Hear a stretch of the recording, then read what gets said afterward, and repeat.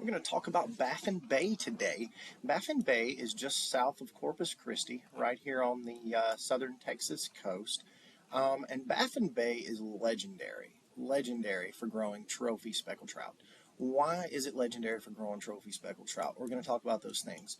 Number one, it is landlocked, okay? And being landlocked does two things. A, it keeps the predators out.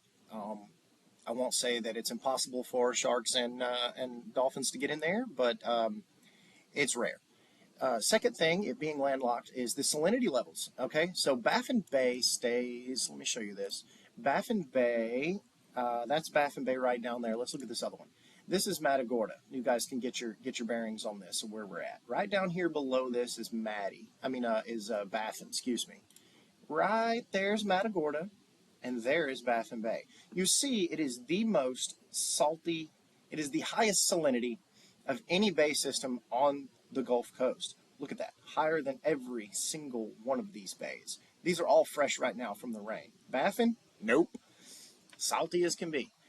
So it stays salty year-round. As a matter of fact, there's been instances where it got too salty. In the 80s, I believe, it got so salty that it killed off a lot of fish. So it also stays warm pretty much year-round.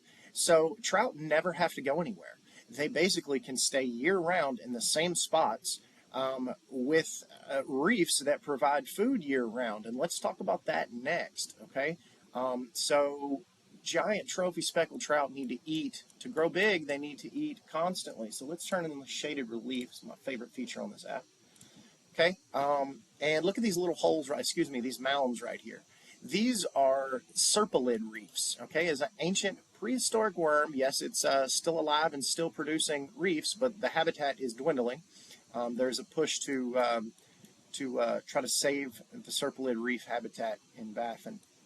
That's another topic for another day.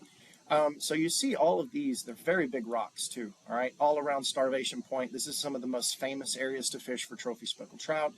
Starvation Rocks, all of these down here, all of these are very, very famous. And all of them they're very big too.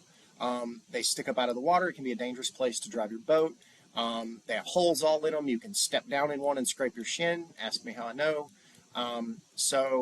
But everything about this place is all about trophy speckled trout. I mean, it's ideal habitat. It checks off every box for them to be able to grow constantly throughout the year with low stress. No predators, no fresh water, no cold water, no lack of food. It's amazing. So let's talk about how big these trout can get. You're going to like this. This is a picture of some trout skulls that a friend of mine or an acquaintance of mine, Mike McBride, took. And he found these trout skulls. Well, he found this one in Baffin Bay. This is a 29-inch trout skull, 27-inch trout skull, confirmed, caught, okay, measured.